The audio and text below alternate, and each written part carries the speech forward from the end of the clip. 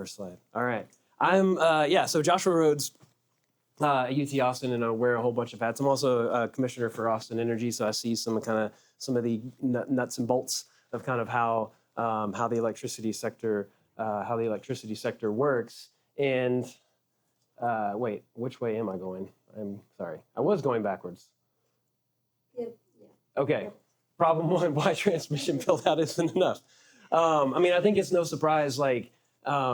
You may have seen the numbers coming out of ERCOT like in the past couple days. Like 410 gigawatts of large loads looking to connect to the system. Just as a reminder, our system is an 85 and a half gigawatt system. So this amount of load, which is would be a quadrupling or 5x kind of what we currently have. Would need a lot of infrastructure. Would need a lot of ways to move that power around. And one of the things is transmission, but transmission build out isn't always enough. And so some of the things we've particularly looking at all of these large loads connecting data centers or just general growth. If you zoom out to the entire US, a lot of folks are talking about this growth in data centers as the grid hasn't grown for 20 years, but now is going to start to increase. That's not really the case in Texas. Texas has actually been growing this entire time, and so and a lot of that's been folks moving here. It's been our business friendly areas being able to attract folks to this area. But we're expecting lots of demand growth, and maybe that looks like 2x by 2030. That's a pretty stout number even on itself. But if you take the high level numbers, it's quite a bit more than that.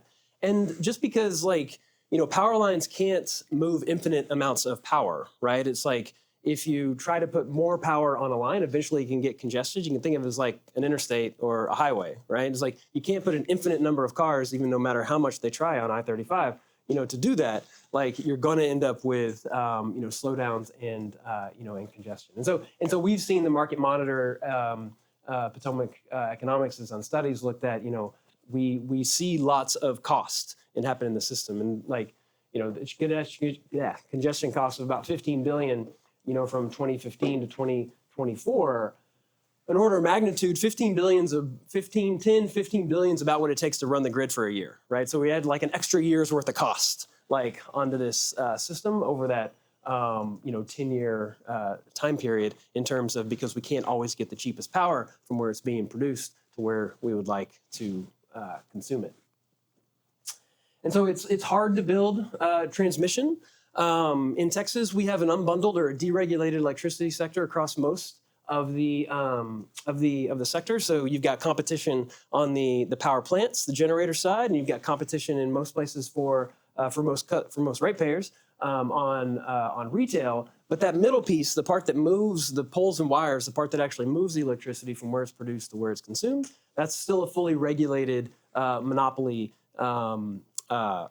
system that's managed by the Public Utility Commission, right? So they're the ones who are, giving permission to increase or to build new infrastructure. Because it's a fully regulated monopoly, utilities generally earn a rate of return on capex spent. So if you spend $1 billion, you earn your 9 or 10%, regulated rate of return kind of on that asset. Because of that, and you have no competition, you have to get approval from the Public Utility Commission to spend that money to then make that money back.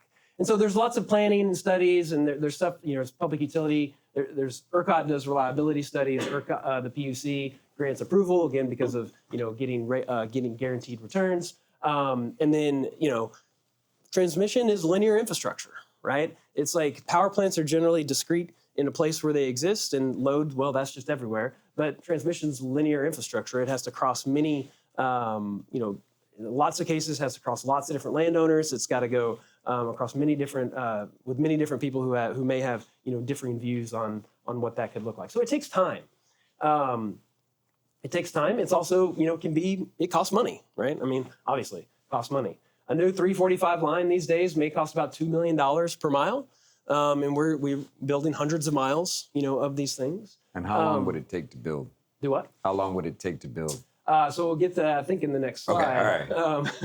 Yeah, and some of these new 765 lines can cost, double that to build, but they can also move more power, right? So there's a trade-off there. But when you're looking at total greenfield costs, looking at like the 765, the Permian STEP project, these things that are going out the Permian Delaware basins and around the east, maybe looking at like 10 million a mile because a lot of these are greenfield sites. So if you're looking at, substations, reactive power equipment, rights of ways, and something that's like underappreciated, but inflation right now on infrastructure for power systems equipment is much high. If you thought eggs were bad in terms of inflation, substations, lines, all these things, power plants, they all cost 2 to 3 times what they did just a few years ago, because partially driven by, the demand for all of this stuff. If everybody wants to build at the same time, supply chains can only supply so much, so fast. And there's lots of citing, there's opposition, all the past of these things are litigated at the PUC. No worries on that. But how long does it take? There's a couple of different ways. We'll get, it's not the next slide, it's a couple slides later. So there's a couple ways of doing that we build transmission in Texas. There's kind of 3 different buckets. One is a reliability test. Like a transmission service provider will come to ERCOT and say, we need to build this line in order to reliably serve load on the other end of this system. And generally, that's how we've built transmission over the past while.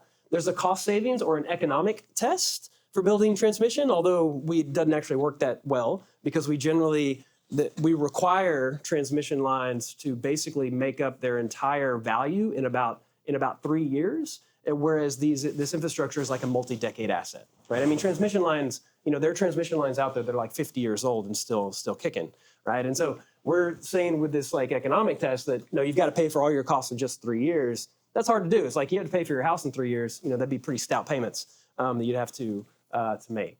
And there's like resiliency, and then there's also like economic development, like when we built the CREZ lines, that was to lower energy costs across, and that was driven by the state. It's like, thou shalt build this tranche of transmission because we want to open up other parts of the state to economic to building new transmission, to building new infrastructure so that we can get cheaper sources of energy. And then now we're doing similar things with the Permian Reliability Project in terms of we want to electrify oil and gas out in the Permian Delaware basins.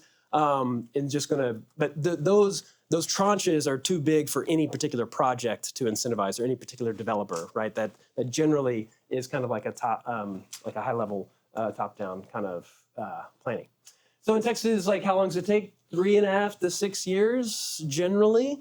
These are some data from ERCOT. This may sound like a long time, but this is twice as fast as they build in basically every other region in the country. Because ERCOT is wholly contained within the state of Texas and don't fall under Federal Energy Regulatory Commission or FERC jurisdiction as much. We don't trigger as much of the multi-stakeholder, multi-state processes. It's already hard enough when you have to go over multiple landowners, even harder when you have to go over multiple landowners or multiple states.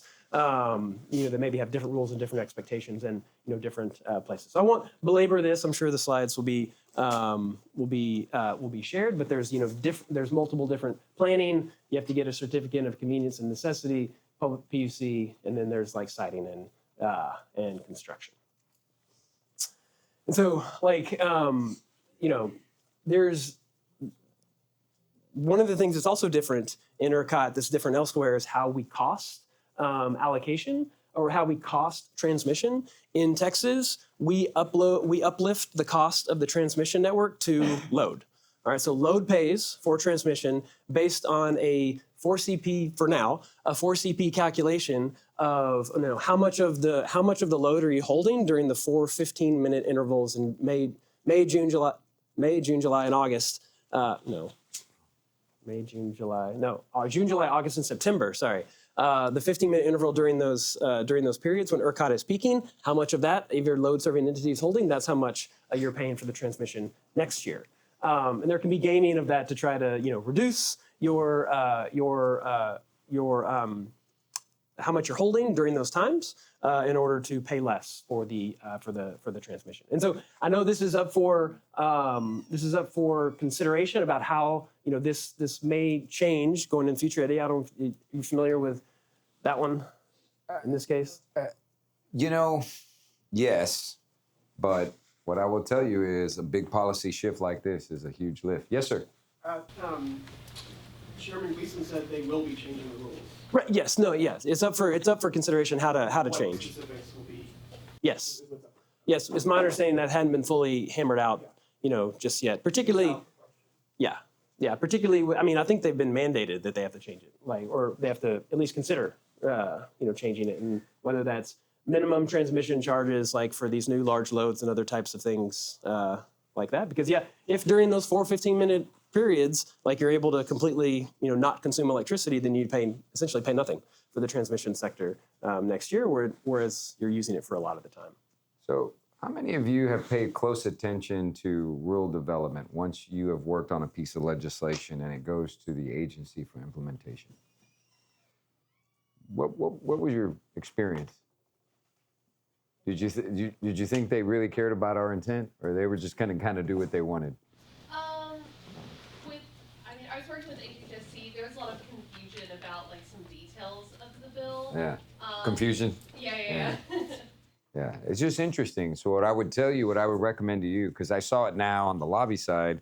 So after leaving the legislature, my last session was 21. 95% of my law practice is government affairs. I did not realize how nuanced the rulemaking process was, and how they're like, well, we don't know what the legislature meant. I'm like, you have a PhD. What do you mean? You were in the room. I remember you sitting in the room. So don't think like you've accomplished something great by helping your office pass something, because I promise you, if you don't see it through during rulemaking, things can happen. So that was a big point of contention during the BNC hearing yesterday. Yeah. Chairman Shorter was very trying to make the point to Commissioner Gleason's like, we've given you the direction in SB6, do something, and the commission was like, we don't want to get to the wrong conclusion here with the rules. They have the deadline is December, if I remember correctly. And they're like, we need to see results of the direction we're giving you. So we're going to get to Uri here in a minute. And I warned you I was going to go off topic. I grew up around this process. I spent all my adult life in this process, experienced a lot of crises. Nothing compared to how upset people were during Uri. Nothing. People that I known my whole life were threatening my office that if I didn't turn on their power, I would be responsible for their parents' death because they were on ventilators or whatever. I'm like, I don't know what you think we do at the Capitol, but I definitely don't have a switchboard to turn on power. But poor AEP, they heard it from me during that time. But it's interesting what we learned during Uri, because it's great to be on State Affairs. It's a powerful committee, and I'd been on it before. There were some things I expect, kind of a catch-all committee. So you could be talking about power, and then you could be talking about, a multitude of other things on the social side or what have you. But when we had to dissect, post-mortem, from a policy and rule and statute standpoint, what was already in the books pre-Uri that should have prevented some of the hardships in Uri, we were really taken back at how a lot of those things were just frankly ignored, entirely ignored. And the nuance between ERCOT, PUC, who regulates who, the kind of consensual relationship between the two, it was just odd. And it was a tough committee. I didn't realize I was retiring after that. I was really upset during that committee. And then, a year later, I'm in front of the PUC. I'm like, oh, thank God most of these people are gone. It was just an interesting time, but just rule of thumb, and I'll get into some of the bills that the Texas Transmission Project, who's my client, who we hear, and I'll tell you more about them in a minute. I just really wanted to encourage you, especially if you're building a career here, pay attention to the rulemaking process, because you work really hard to get your bills passed. And sometimes things get derailed during that process. Yeah. Feel free, and yeah, I should have said at the beginning, feel free to interrupt and ask questions as you have. I expect that as like when I'm like lecturing, so I don't normally Please, say that out loud, but please do. Because we have 200 slides, so if you don't... Yeah. Okay, so a quick just kind of refresher, kind of overview. In ERCOT, we have a thing called nodal pricing. There technically could be thousands of different prices set across like the entire ERCOT system at any given time, because like basically anywhere where there's a major where electricity is put on or taken off of the grid, there is a price calculated at that grid, and they're allocated in a bunch of different ways, and I won't get too deep into the weeds. But essentially, if the price is different on one end of a power line and the other end of a power line, it means that there's congestion on that line. All right. So basically, if you ever see ERCOT's map that they've got, and it's a bunch of different like colors on it, like partially red, partially blue, like that's congestion, like in the system, and ratepayers are having to pay for that congestion because you've got because what that means is that cheap power that's being generated somewhere can't get to, the power in the blue can't get to where it's red on the map, basically. And that's because like the transmission lines are either, sometimes they can be out of service, but a lot of times it's just that they've hit various limits, whether that's thermal limits or voltage limits. They just can't move any more power. And, there is true on the bottom, some market participants don't like alleviating congestion, because if you have a power plant that exists in an area where it's often red on the map, that means you're getting more for the same amount of electricity that you produce. And if you did alleviate some of that congestion and the prices went from red down to blue, then you might not get as much. So there are some stakeholders in here who would not want to do this, depending on where they exist. So what this means for Texas is like if our grid becomes overly congested. Now, some congestion's okay, because we don't want to completely overbuild and pay too much for things. So some congestion is okay, but an overly congested system, does lead to higher costs. And a lot of the industry in Texas is sensitive to the cost of energy.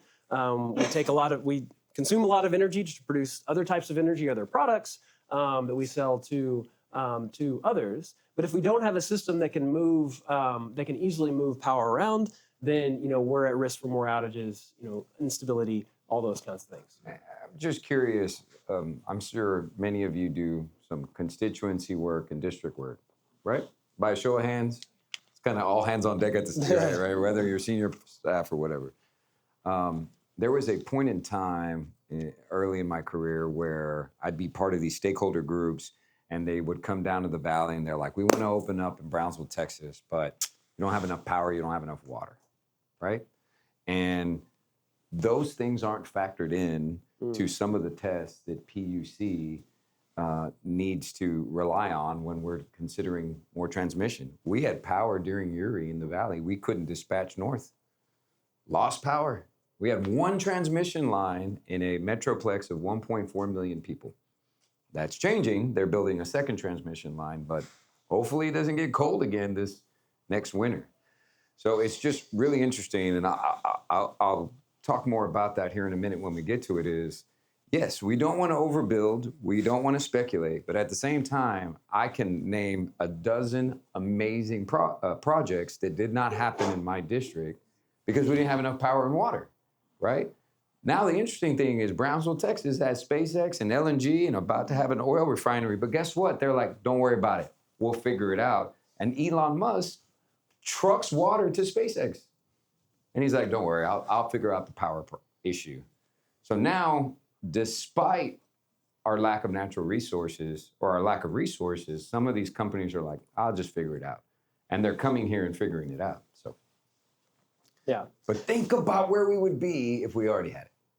Right. Yeah. And it's often like, there's lots of different studies that have, lots of different numbers, but, investing in energy infrastructure often pays high dividends, particularly when you're looking over like the lifetime of that. So this one, Perryman Group found, 12, just under 13 billion investment in transmission generate, 160 billion in economic growth. And so like that is, and we've seen that in other things too. Like I think the CREZ lines cost about $7 billion. They saved about $1.1 billion per year. So it doesn't take very long, to pay off that kind of thing. Once that infrastructure gets in place. And Yeah. let me just say one more thing. Like, that's the capacity we appreciate today. Yes, ma'am. Back on that other slide, Yeah. what does nearly 700,000 job years mean? One job for 1 year. So it's like, so you may have like, so if someone has a job for a year, that's one job year. And so it's like, if, Loss of yeah, this, job years because it's an awkward it's an awkward metric. It could mean that like, it's either 696,500 people don't have a job for a year, or 345,000 people don't have a job for 2 years. It's just a math. It's a weird metric. Is there anything available showing if we were able to do that transmission, what jobs would be generated? Because we have a serious lack of linemen, et cetera, Totally. right? So Yes. is there anything out there that shows how many jobs we'd be bringing by those transmissions? And let me add to that. So I was in a briefing yesterday, actually, with the speaker, and he was talking about data centers and construction jobs and what those construction jobs will pay for data centers. But guess what he also said? Those data centers, the construction jobs for those data centers, those jobs won't end when the data center goes online. So apparently, because of how it operates, they're going to need to stay with the data center. So if you displace a bunch of construction workers, a bunch of welders, a bunch of people, because the data centers are paying 2-3 times what a normal welder construction worker would make in that region, it's never going to re-regulate. Now all construction is going to cost more. That I'm not against data centers, right? But it gets to my next point, which is, who foresaw this 5 years ago, right? I know someone close to me who started in 1987 and served through 2022, but from 1987 to 2007, didn't see that much change. I mean, a little bit. I'm an 80s kid, 90s kid, but it wasn't significant in terms of the economy, especially in regions like South Texas. 2007 to 2027, oh my God, right? My wife and I were dating where we shared a flip phone and we were just text messaging with shared numbers, right? As the letters. That was only 20 years ago. Think where we are now. So we're talking about load with our understanding. I'm in a meeting last week, and an AI healthcare expert says, if you live the next 4 years, don't worry, I got you. You're never gonna die. I mean, he's being silly, but what does that mean? Does that mean in 4 years, pretty much any illness I got, they're gonna solve it? Well, what kind of power is that gonna take? What is it gonna require to sustain things like that? We're talking about data centers now and what they do to power AI and other things, but there are other industries that are going to benefit from AI that might take significantly amount of power and water. So it's not just, this kind of tech the way we think about it. That's going to leak into many other industries. We think the load is going to double in the next 5 years. Well, in the next 10 years, it may double again. It's an exciting time, right? But it's also a time where we're way underprepared, much more than ever in our history. So what you do is really important. Doc? Yeah, and there are models that do that. That can tell you, what the economic development index models, and I've done some work for some TSPs looking at building this line as this many jobs and multipliers of jobs in different areas and different things. So yes. 16 years. So if you divide that by 16 years, it's about 43,000 jobs. Fair enough. Yeah. I've been told we are going too slow. I mean, that's not surprising since you put us two in front. So I'm going to try to get to some of the. I told you. Try to get some. What if we could unlock more capacity from stuff we already have? That sounds like a great idea. What's everyone doing about it? So like there are ways of moving. So we talked about like congestion. You can't move more power across lines. There are ways of moving. There are ways of moving more power off of our existing infrastructure. A lot of times, the ratings we set for like lines and transformers and other types of things are based on essentially worst case conditions. Right? It's 105 degrees outside. There's no wind blowing. Everything's overheating. Thermal sag. They're getting really low. Getting too low. But that's not all. It's not always 105 degrees outside in Texas. Although You're going real fast, but that is like the coolest thing about grid enhancing technologies. right. So there is a point in time, a rating that the PUC says that is the rating for that line. You cannot move power through a line without heating up the line. And there is such a thing as overheating the line to where it's failure. So what the PUC has done is estimate how hot that line can get. But what they do is pick a day in August with no wind in the hottest part of our year, in the hottest part in Texas, and say that is, you can only run that much power because it's going to be that hot. Well, there are some cooler months in Texas, despite what people think, right? So there are cooler months in Texas where we can run up to 40% more power through that line. But the PU says, no, pretend it's August. Well, it's not August, it's February, or it's January, or it's December. They're like, well, we don't have anything to rate that line in real time. Well, for a fraction of the cost of building a new transmission line, you can get dynamic line rating that will actually read it in real time and say, guess what? You can run more through that. So think about your road infrastructure. No, only a certain amount of cars can be on that road. And we're going to measure it as 5 o'clock traffic during a holiday in Austin, Texas. Well, it's not. It's Sunday night at 11 p.m. Well, too bad. It's Friday at 5 p.m. on a holiday weekend in Austin. It wouldn't make sense. If they closed that infrastructure down for you, you would be furious. Yes, sir. So what's the life cycle of some of this technology, these sensors, et cetera, and great for trying to extend what we've got and meet that gap between now and build out of larger lines, but does it also make sense while we may build larger lines that won't even be near what we won't be using anywhere near the capacity of those lines for a while? Does it make sense to make sure that we're installing these grid enhancing technologies in the build out of these new lines? Or is that something that due to life cycle and anticipated loads, et cetera, should be done later? In my mind, it's all of the above, but Yeah, I mean, I got it in here somewhere that like, we can do it on, existing and new stuff. Like I think it's the most efficient. If you're going to spend $1 billion on transmission, you'll get more money out of it. Like you'll get more value out of it if you're able to use it to its highest capacity in any given time. So yeah, I mean, but we filled out those CREZ lines real quick, and I imagine these Permian reliability project lines are also going to be filled up pretty quick. So there's a couple different, there's a few different grid enhancing technologies, a couple different names. There's dynamic line rating. that's what we just talked about. That's what we just talked about. There's power flow controls. It's where you kind of change some of the values of lines to like reroute power around congested areas. Like a GPS. Yeah. And there's topology optimization where you can open and close switches here and there to kind of like manually reroute power. You're basically changing which lines are open at any given time to be able to kind of do that stuff. And these deployment times are generally in months, not years.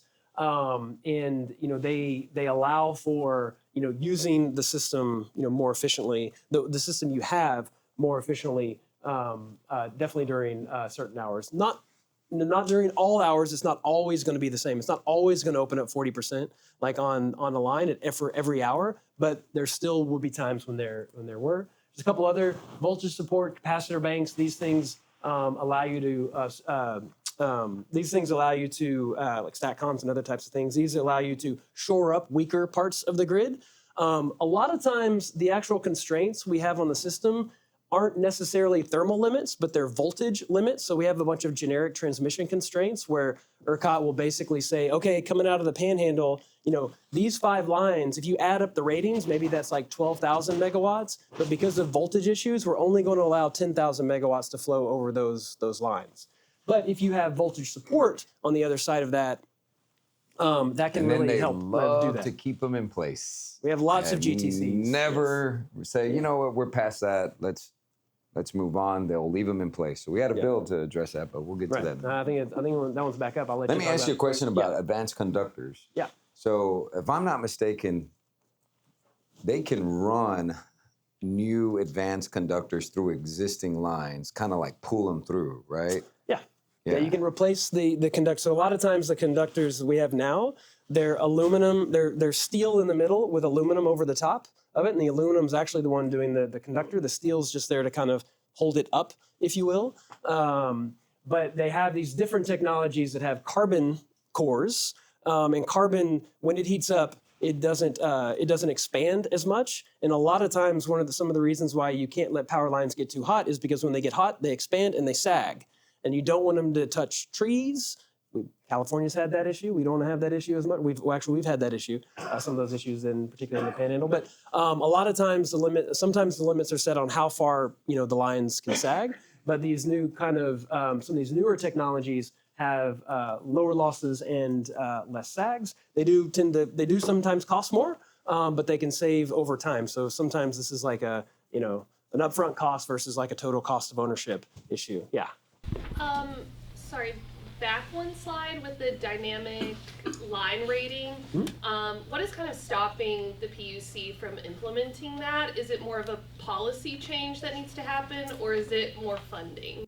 Well, I'm going to give my 2 cents, but I'm not a technical expert, right? So there's not a big return on investment for transmission companies to implement grid enhancing technologies. That's why you don't see a proliferation of them. Let me use I still own a few gyms. And if we're considering and investing that gym, that's the first question I ask is, okay, I can put this new piece of equipment, but is it going to attract more members? Is it going to retain more members? What's our return on investment? That's a capital outlay. No matter how big or small, it's just the cost of doing business. Does it make sense for our business? Does it help our ratepayers? So on and so forth. And because transmission revenue generation is complicated and being efficient doesn't necessarily mean you're going to make more money. It might actually mean you lose money. You make much more by building lines, not by being efficient in your existing lines. And I'm not knocking transmission companies. I actually want to help them and incentivize them to use some of these technologies, because I think if you ask the average Texan, hey, we have this really expensive asset and we socialize this cost, but we're not as efficient as we can be. What do you think? They'd be like, what the heck, right? So it's going to have to, and we're also trying to change how we do things with an industry that's been doing this a long time. And then a guy like me comes along like, hey, I got this great idea. And they're like, yeah, whatever. So it's going to take time, but I'm hope there's, gentlemen that make a living doing grid enhancing technologies. It's Frank, right? Frank's super smart. He's judging me and him like big. But if we require companies to weatherize, can we require transmission to optimize? We could. How mandate bills do in this building, right? So it's a tough sell. We hope to create more of an incentive for them to do it. And look, he talked about we're really one of the only areas that does a 3-year outlook. And when I'm like, a 3-year outlook, man, can you imagine like building your home? And I'm going to build my forever home, and I'm single, but I'm going to build my forever home. And then what happens when you get married and have triplets? You're like, oh, damn, this infrastructure, you never thought ahead. You're like, this is for my forever home. So it's complicated, but I think that here's what's happening. We're experiencing pain. Uri was pain, right? Companies leaving my community because they didn't have power and water are pain. Costs are going up, and with that pain comes a little more pressure to innovate. And I think that that's where we are, and we're just experiencing it. Yeah, the TLDR on DLR is that every dollar that's spent, you get a regulated rate of return, you get 9%. OpEx, which a lot of this falls under, operational expenses, is just pass through. They don't make any extra money on top of that. So it's incentive. It's an incentive problem. It's a rounding error. Yeah. So it's like you can either mandate it, or you can try to align incentives such that it would be done. All right, so we are way behind. I'm going to skip some of this. Quality, not quantity. So what can GITs do versus what what they can't necessarily do. GITs are great for like operational congestion, allowing more power to flow through. Thermal congestion. We're not always operating during the hottest part of the year, as was said. So when it's cooler outside, power lines can move more, and we can get more energy across. Can help with things like renewable curtailment. A lot of times, particularly out west, where we have a lot of renewable generation, a lot of low-cost power, it can't always get across. And then redispatch costs, which are, well, basically what happens is ERCOT dispatches power plants like there's no congestion, and then redispatches power plants with the congestion on top. And sometimes that means you have to turn on a more expensive plant that you otherwise wouldn't have used, because now you can't move that power from where you want to where it is going. So a lot of this is like we're just not able to move power around as efficiently as we would like. Some things that they can't, they're not, not everything. At some point, like we do have to move more power. We are still going to have to build transmission lines to particularly looking at like all of like this large load and all these other kinds of stuff. Like generally can buy a lot of time and use that infrastructure more efficiently, get more bang for your buck, if you will. But they're not going to be a complete replacement for infrastructure. And so that was the same slides. So how can GITs integrate into ERCOT's planning? So this is HB 5200. Now we'll pass the buck over to. Yeah, I alluded to it. 5200 was, and it changed through stakeholder-driven process, as all good policy should. But it was to create an incentive program for transmission companies to share in the cost savings or the congestion cost savings that a grid-enhancing technology would have resulted in. And look, part of the problem is my group really launched when session launched. So people are like, who are you? Texas Transmission Project? So I was trying to educate them on who we are and who our stakeholders were, and then what we were promoting all at once. And it was really my first full session of lobbying. And, my daughter was a teenager and all of the above, right?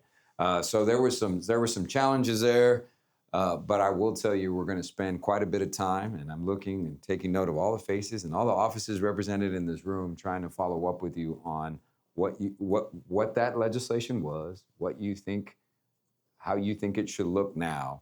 But I will say on the record, grid enhancing technologies are not the sole solution. Absolutely not. The solution is all of the above, right? And then that may change, because things change regarding demand, industry, innovation, and who knows what's going to come in the next 2 years. But that's what that was in a nutshell. Yeah, and these are similar to other bills and other things I've seen like around the country. It's basically kind of forcing the utility to consider it as part of if we've got an issue in this area, don't just consider adding, spending more capex. Also consider, these types of things. It may help. It may alleviate. It may not. You may need to do both. But a lot of times it's just not. They're just not even considered. So they're not exactly grid enhancing technologies, but the two other bills we were promoting had to do with economic planning, and we've touched on that many times. We're only looking 3 years out to justify the cost of that line. We should be looking beyond that. And we had a bill that kind of landed at 6 years, even though I can point to many other states that have 10 years outlook. The concern PUC and ERCOT had was that speculative, we're going to build, and what if that load isn't there? And I'm like, come on, man, we're so far behind load, and we're projected to double in size. But they're like, yeah, I understand, but we have to, I keep wanting to say permit, but they don't like the word permit. That's not actually what they do. Certify, provide a CCN, or however they do it, approve. We have to approve these applications, and we need to do it based on hard facts and hard load, not, speculative load. But I'm like, look, it's going to come. Build it and they will come. Well, apparently people that pay for that don't like that concept. Yeah, so we'll try to get there. I know we need to, we're getting close. What time do we have to start taking questions? Like in 3 minutes. Like now? At least 5, 7, 8, 9. All right, cool. All right. It's the bell's about to ring, Professor. All right, okay. I will Okay. shut up now. So Alkin Gets helping ERCOT, can relieve congestion on the wires. In 2024 is the last year that the Potomac Economics Independent Market Monitor did. There's about $2 billion in congestion costs. So this is just extra costs that we had to pay, even though there would have been cheaper ways to generate that electricity. So it's an extra $2 billion onto ratepayer bills. Can help with alleviate these generic transmission constraints, which I talked about, which is maybe all the lines coming out of the Panhandle can move 12,000 megawatts, but because of voltage issues, like we can only move 10. So we got to curtail 2,000 megawatts of cheap generation out there. Some gets have, particularly they've done a lot of this in the UK, have opened up, have alleviated some of those generic transmission constraints, up to 12%. Depending on the time of year and kind of where you are, but there's a big north-south generic transmission constraint in the UK that they were able to alleviate with some of these generic transmission constraints, similar to kind of our Panhandle region. So, what legislation have we seen in the last 2 sessions? Well, I think we've hammered on it. Yeah. I could go back to it, but let's give you some time back unless you want to get through this and answer questions? Or do you want to keep going? I mean, we had 3 bills. We had an incentive bill for grid enhancing technologies, a generic constraint bill, which would require PUC to evaluate the generic constraints that they've put in place and remove them if they're no longer needed.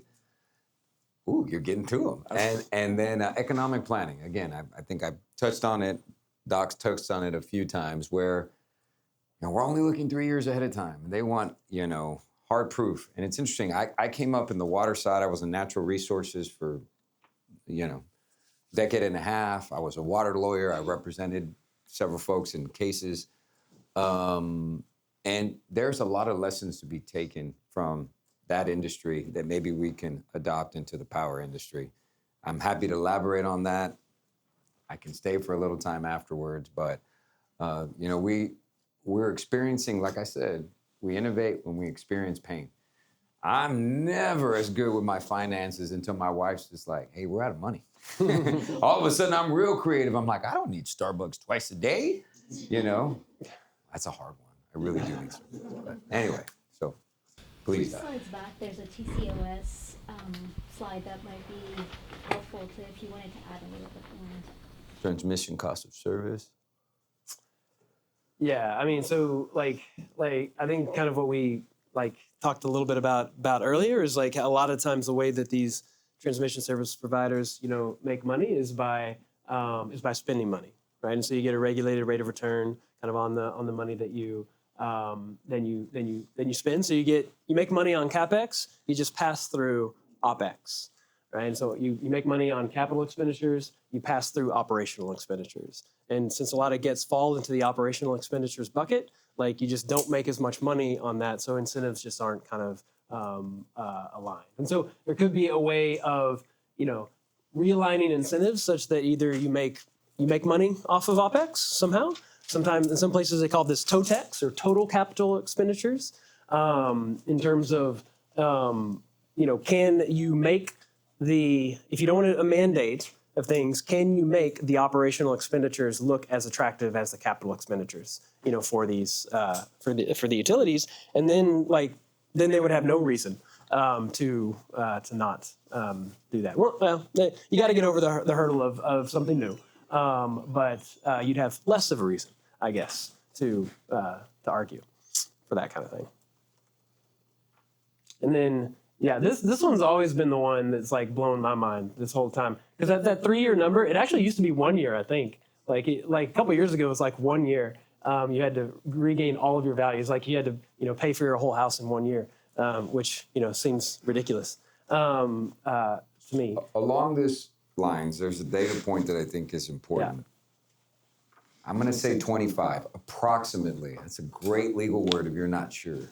Approximately out of the last 24, 25 approved projects, I think 1 or 2 were economic approved projects. The rest of them were reliability. So right now the PUC is only approving applications, projects, permits, whatever you want to call it. The way the industry refers to it is if the grid's gonna fail, and if not for the grid failing, we need this new project.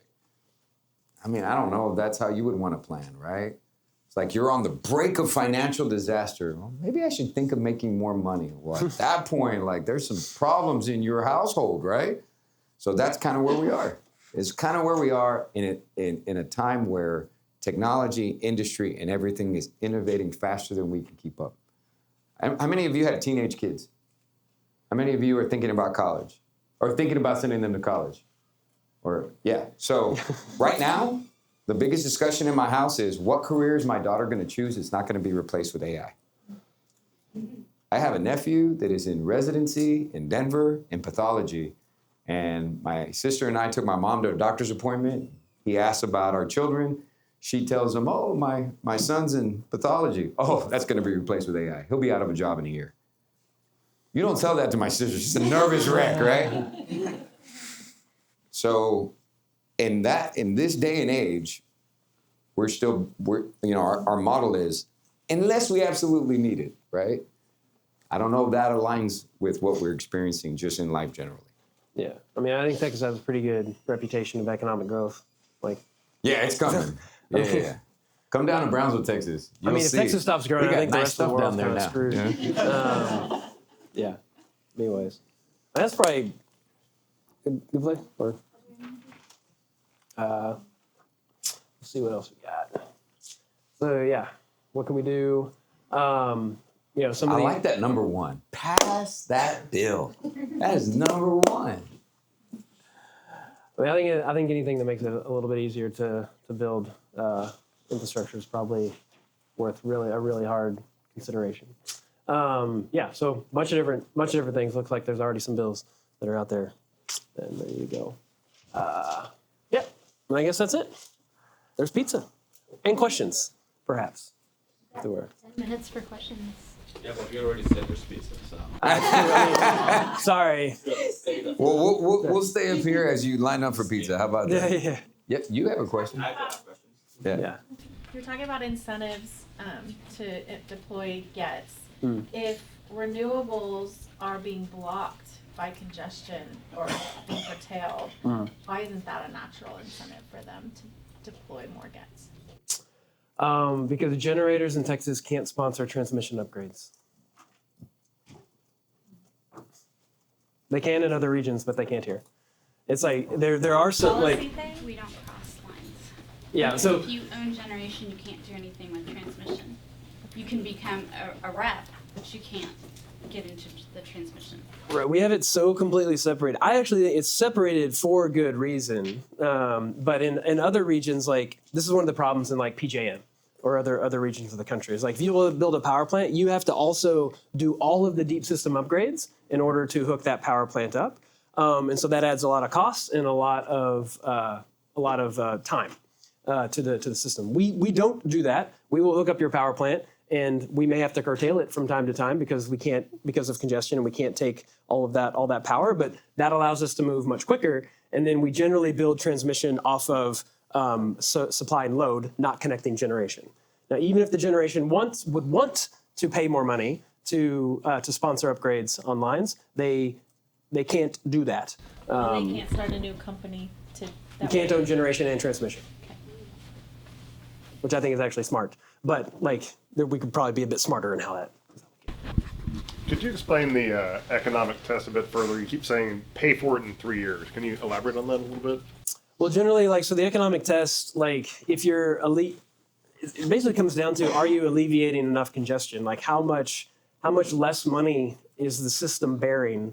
So say a line, say a line is congested often and it's resulting in $3 billion, that's too much, $500 million, probably still too much, but I'm just going to use round numbers. $500 million in congestion. If upgrading that line would save like $500 million over 3 years, then it can pass the economic test. So the break-even point has to be within 3 years for investment versus savings. Right. Yeah, roughly. I'm sure there's a little bit more of a complicated Excel formula that it goes into, but it's roughly the gist of it. Yeah. And they only approve those projects if they're economically or break even effectively within 3 years currently. That's the structure. Yeah, but the thing is like And even within those 3 years, like what you can include in that 3-year analysis is like very hard load that exists at that point in time when it starts. And so you can't show even in the growth. evaluation, if I absolutely know something's coming, I'm like, look, man, they leased the property, they've done all this stuff. They're like, we're not including it. So it is the strictest of tests. I mean, how would that interplay with the whole officer attestation letter thing that has been That's load, leading not to? gen. Right. Okay. Well, that's fair. All right. We treat them very differently. Yeah. It's a good question. You were mentioning that new transmission projects usually take anywhere between 3.5 to 6 years to complete. In that range, like how big are these projects? Like how many miles? So is there a cap on like how much you can develop at any one time to make sure that or it's like 3 to 5 years per phase, or like what do these projects look like? No, yeah, that's just really kind of the range. If you look at a particular project from like when the TSP is like, we need this project. For that project, studying all the way through, some take much longer, some can take a bit shorter, but that's kind of just the range upon which. And there's no real cap in the amount. At this rate of growth that maybe we're expecting, like we're probably going to be spending more than we have in the past. And I think there are more variables on, materials to build these lines, ability for people to contest them. 3 to 6 is pretty generous. Having cut my teeth as a young lawyer in Austin, dealing with the toughest of permitting environments, I don't know. I think that's more ambitious than will actually happen. So if we don't do something in the meantime, we're losing upwards to 40% in efficiency while we build out these lines. I think there's a lot of missed opportunity there. Yeah, and then it takes longer and it's harder in certain regions, like where you're having to go through smaller landowners or closer to cities or more urban areas or other types of things. Siting becomes quite a bit harder than maybe some of the larger tracts out in farther West Texas. And I've spent some time as a construction lawyer, and some cities and some regions are really hard to build on, depending on clay or other things, and so that complicates it. So if everything lines up really well, we could get it done in an average 3 to 6 years. Is that the same for 765? It's a great question. We haven't built any yet. We'll see. But the routes are being hashed out right now. I will tell you, anything that requires greenfield new construction is going to be significantly harder just in acquiring land. Because landowners are like, oh, you want to come through my property? And you want this thing to, I came to Texas to be a rancher and to live that, cowboy boot life. And you're building this thing that's an eyesore on my property. I want $10 gazillion or whatever. Yeah. I think sorry. I have one more quick question. You were talking about for the congestion and node pricing, how ratepayers end up paying like the average cost in a specific area. Yeah. How are those areas determining who determines the areas? Yeah, so those are based And off what of do I load need to buy in zones. Austin so I don't pay for that as much? So ERCOT's, there's many different ways ERCOT's broken up. We've got weather zones, we've got hubs, we've got load zones. Load zones are where the cost of that is calculated. So all of the nodes that are connected to a particular load zone, there's one load zone price that's calculated. That's the load weighted average cost of electricity in that region, and all the nodes pay that price. We've got like 8 load zones, and so there's really 8 prices that load is paying, but there's potentially thousands of costs that generators get paid, because generators are paid right here what this price is. Load zones are paid kind of an average. And A so load zones in the state or a in ERCOT. in ERCOT? Yeah. Okay, So gotcha. there's Houston, West, North, South, Austin Energy, CPS, Rayburn, and one more that I've got. Gotcha. Thank you. Yeah. If you go to the ERCOT dashboard, there's a map that'll show you the pricing at that very moment throughout the day. Yeah. I think there was one question over. Was there? I do have one question. One of the resources said that, if I remember correctly, that the advanced conductors could be considered in base rates, unlike some of the other gets. Is that right? Yeah. So advanced conductors would be capex. Are there other issues that are maybe would keep it from being? So one of the issues with advanced conductors is they're more tricky to install because of the carbon core versus like the steel core. You can't wind them as tight. So the rolls, like have you ever seen big rolls of like this conductor? Like the rolls for some of these advanced conductors have to be larger. You've got to really worry about crimping them. And so like you just have to be much more careful with how you install them. And sometimes the installation costs can be higher for that reason. And we just haven't deployed as many of them. And so there's just like concerns on that. Do we have any sense for how many projects that are currently coming down the pike are in greenfield versus non-greenfield? It's a good question. I think a lot of, so there's various flavors of this. There's not binary. There's kind of a spectrum there in terms of like a true brownfield would be like, we're going to use the same towers and we're just putting up like better infrastructure. You can also parallel existing infrastructure. So you can, to an extent, you can't just put them all right on top of each other. There's some like electrical physics issues there, but like you can like use existing corridors, say like along highways and other places like that you could argue are not complete greenfield because like you're not segmenting new pieces of land or whatever. You're using existing corridors or, paralleling them along existing power lines and other types of things. A true greenfield is like there's nothing here. And like we're having to get new right of way, potentially having to do eminent domain, which is, no one likes to do that. Except eminent domain lawyers. Or They love that. Sure, lawyers love all this stuff. But yeah, so there's like there's a range upon kind of that kind of thing. Yeah, I don't know if that fully answered the question. But yeah. I think we have one more. Sorry, one more real quick. When it comes to specifically power flow control for the GITS, what kind of security do they have on those so that way bad actors cannot gain access to those systems and redirect the power in ways that would not be beneficial to the lines and ruin them and cut off entire communities from reliable power, or at least sufficient power to power their need? So I was in a briefing where an expert walked through how that works logistically. I can't regurgitate what he said, but at the end of it, I was like, sounds pretty secure. So what I will tell you is, of course, that's a consideration, as is any other public infrastructure that could be an issue, whether it's water, power, however. But, cybersecurity is a growing field, and it's a growing field for a reason, because there are bad guys out there that are trying to outsmart the good guys, preventing problems. But it seems like that they're aware of it and developing ways to secure it and stay ahead of it. I know there's like, I'm always blank on the name of this thing. There is some kind of like Texas critical infrastructure, like there's some list of approved vendors and non-approved vendors. That's right. Certifications. It's got a name.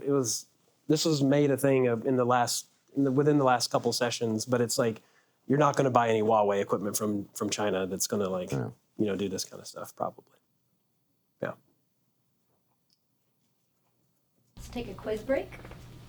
A quiz break? Quiz break. Do we have to take the quiz? I hope not. Oh, no. No, you would ruin the curve. Yeah. Notice she said that to you.